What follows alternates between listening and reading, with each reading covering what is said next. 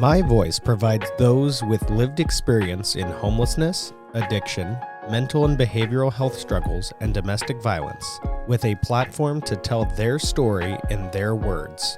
Every episode is conducted anonymously in order to facilitate a candid and comfortable place for guests to tell their story. My Voice is hosted by Bryan Fields, who works as a case manager here at the My House Youth Drop-In Center in Wasilla, Alaska. We now join a My Voice conversation, already in progress.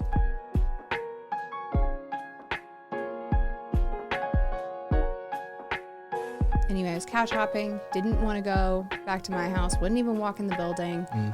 And I was living with a sponsor and she was taking me to meetings. So I was kind of around a program, but not really. And then, leading into, but I genuinely wasn't ready yet. So I eventually fell back off the beam, was hit a really hard relapse, which I did touch on in the last episode. And it just led me to going to a separate treatment center that was not as cushy and had no men around me.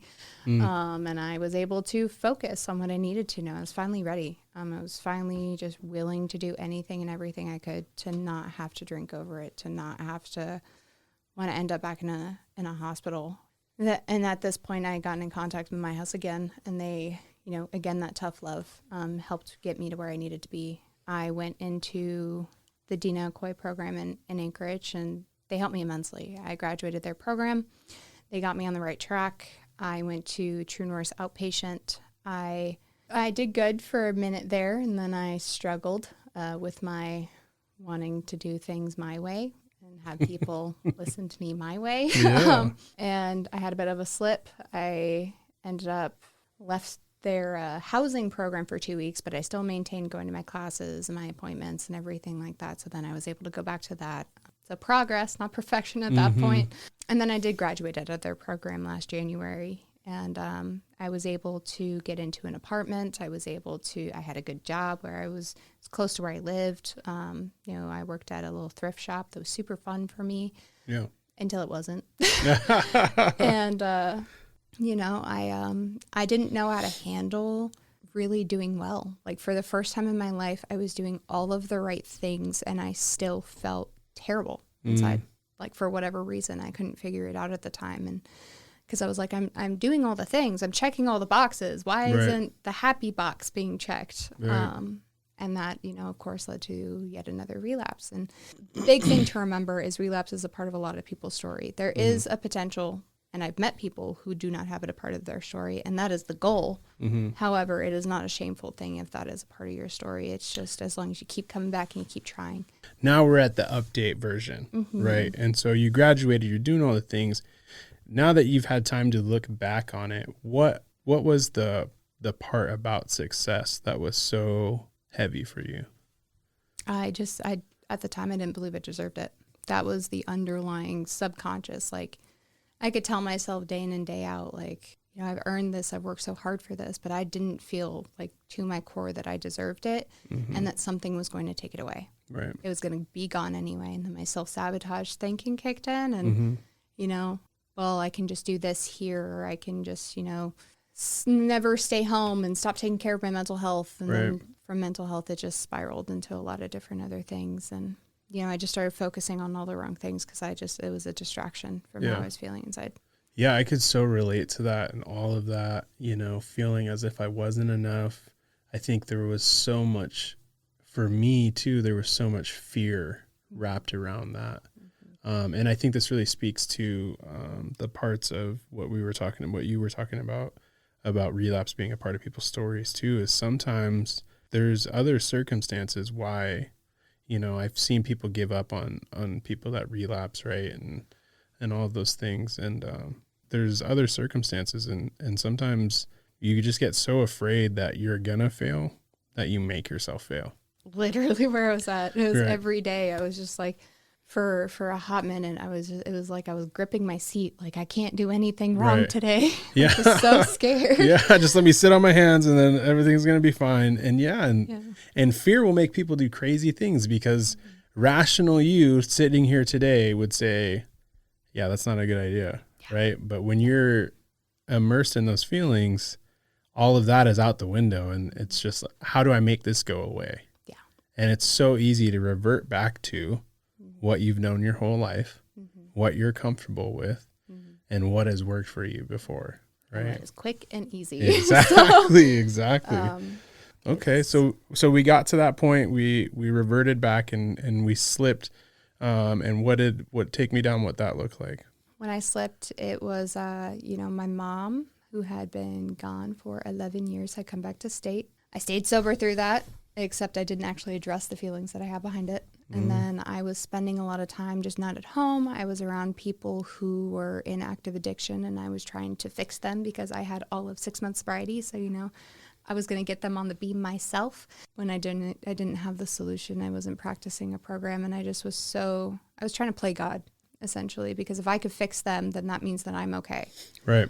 And then there was just this one day where I was around somebody for quite a few hours, and they had been actively using, and I had another person walk in who I had some emotional attachments to, and they looked at me like, and I interpreted their face in a mean way towards myself, and then that was my exit point. That was I don't care anymore. I'm tired of trying to manage and control what I feel inside because it's not working. And it was actually really funny. My higher power really is so humorous.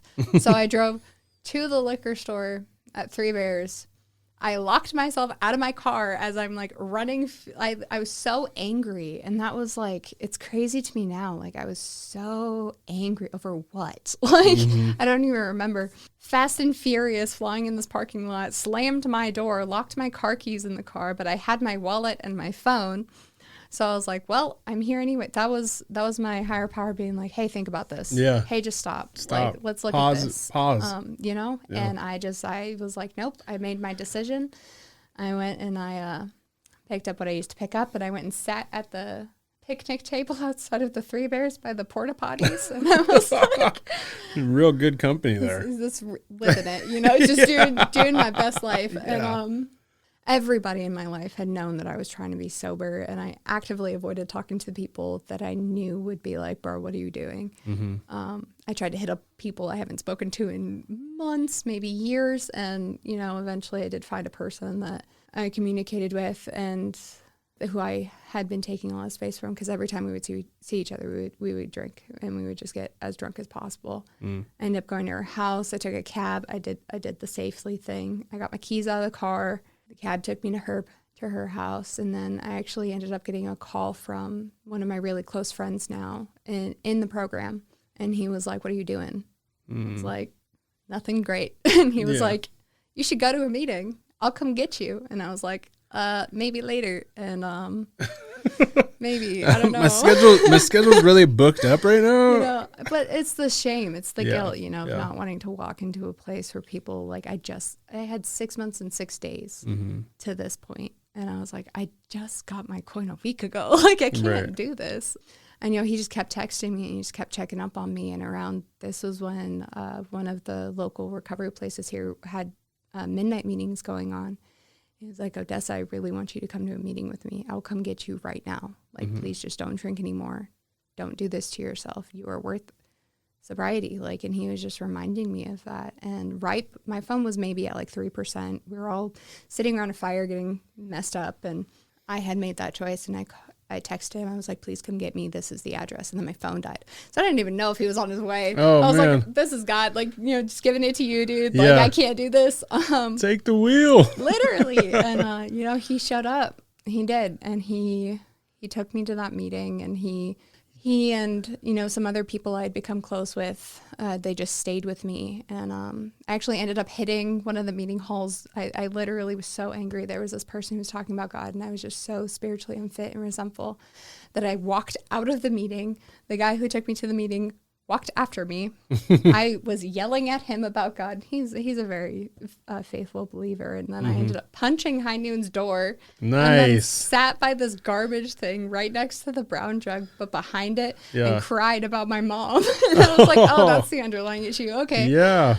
Then that just, it started a wheel. It did. I I was able to not drink the next day, and I tried to pick up back on my meetings, but then, it went from, well, I just won't drink because I'm in AA, so I can smoke weed again. And then that was the justification for a while. And then that kind of, that I realized is not a solution. I get crazy. I go into literal psychosis.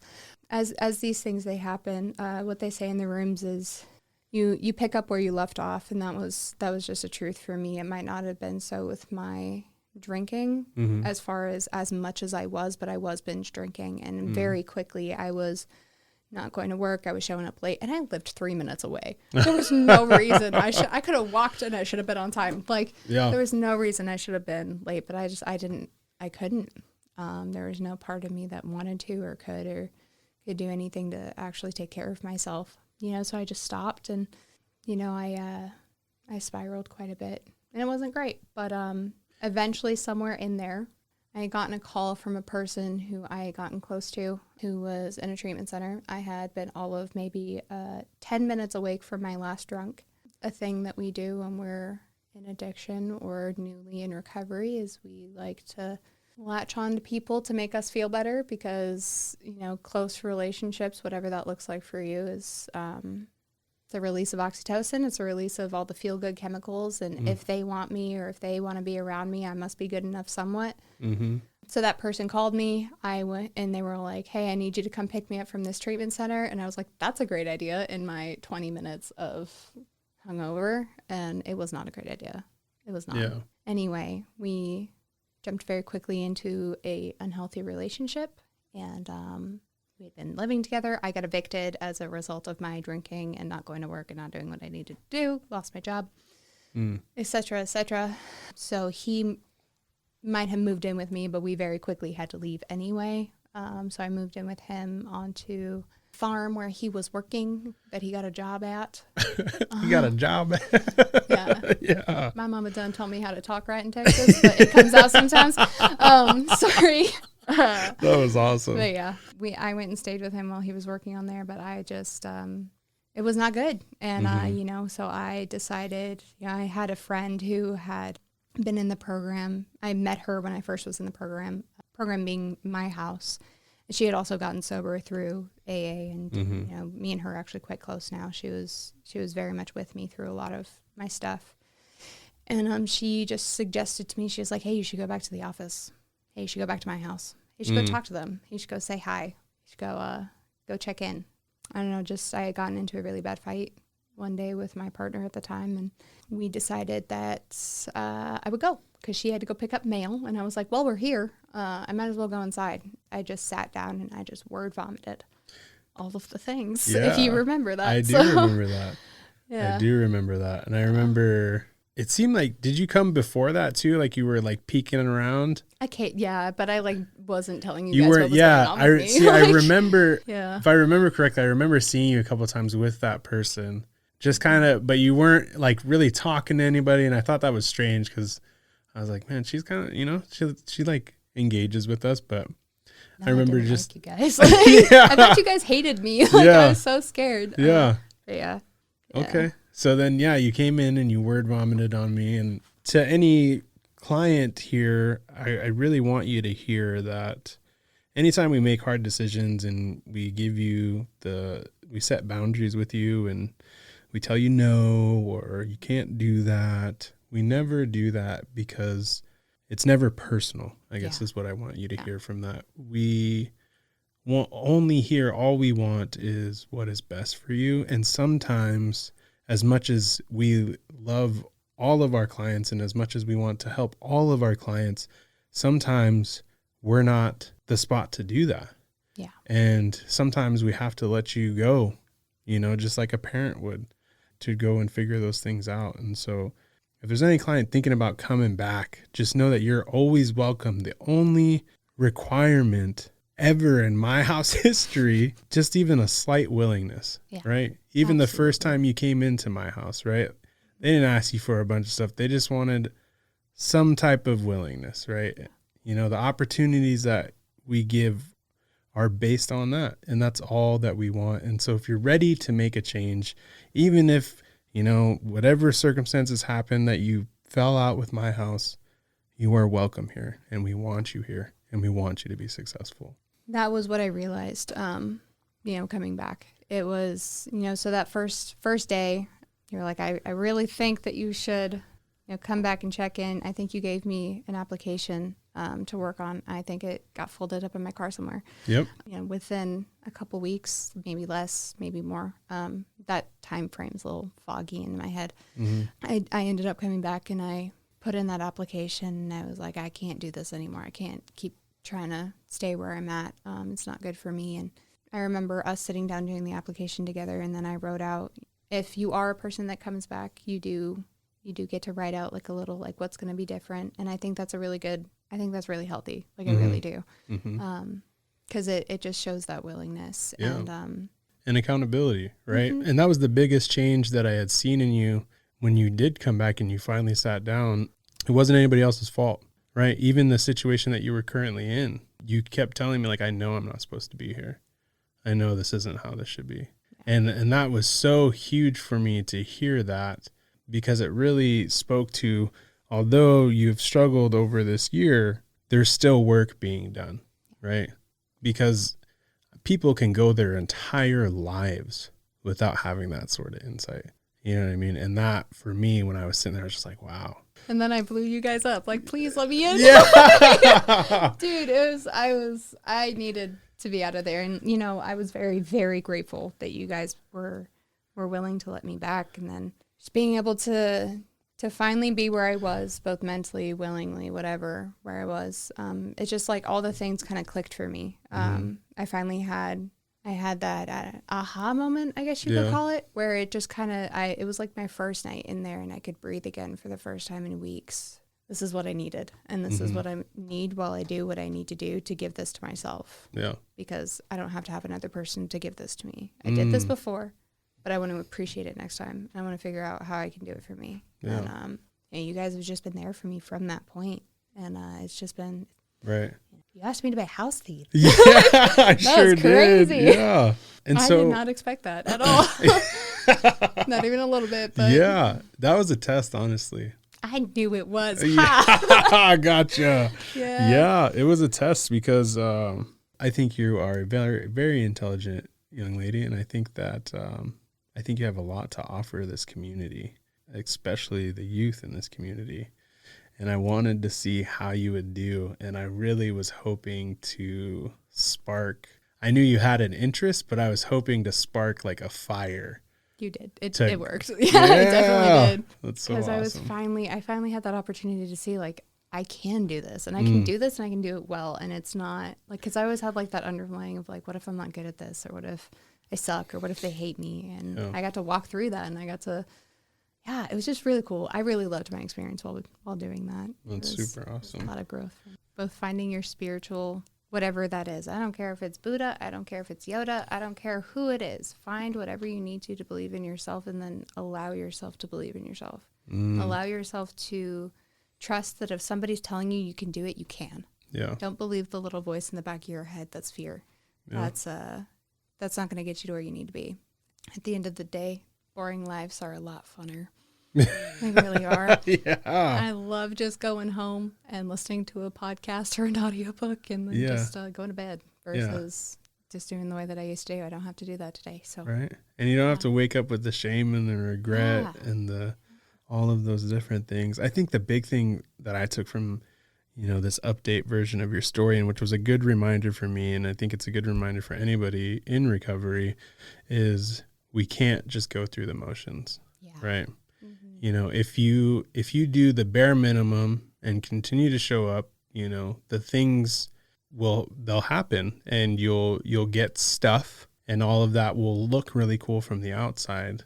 But if you're not going and doing the work internally and really addressing things and not just avoiding your feelings and tackling your feelings, it doesn't tend to go well. Not everybody comes back from relapse is the sad reality, right? And so that was really impactful for me. So I just want to thank you again for sharing that, because, me, 5.5 years sober, like, I need to hear those things. I need to know that, okay, cool, you got here and it can go away.